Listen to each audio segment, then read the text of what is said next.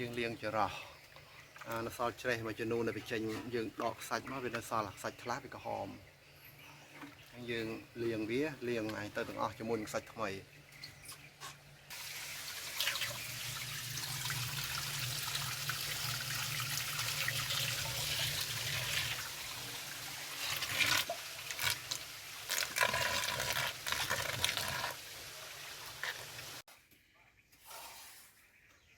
សាច់ក្រហម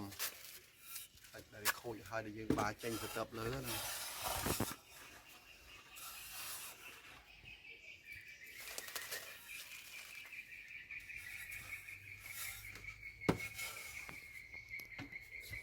សាច់ថ្មីវាខូចនេះចេះ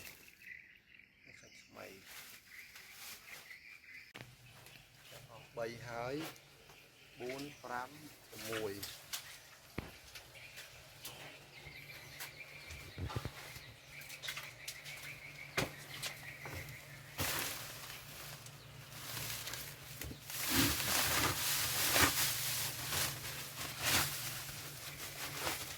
ទៀត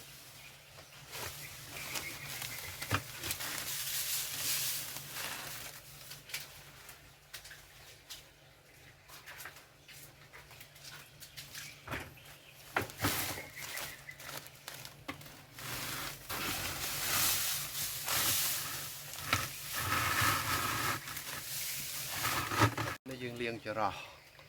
នៅសល់ច្រេះមួយចំនួននៅពីចេញយើងដកសាច់មកវានៅសល់សាច់ខ្លះវាក្រហមហើយយើងលាងវាលាងឲ្យទៅទាំងអស់ជាមួយនឹងសាច់ថ្មី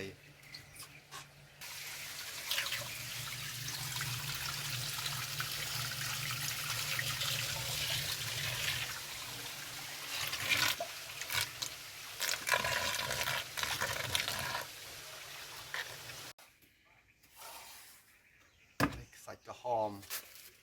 សាច់ដែលខូចហើយដែលយើងបាចេញទៅទឹកលើហ្នឹង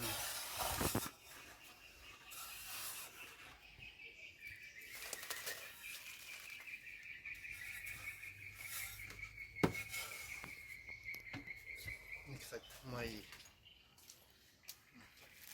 វាខូចនេះចេះសាច់ថ្មីអស់3ហើយ4 5 6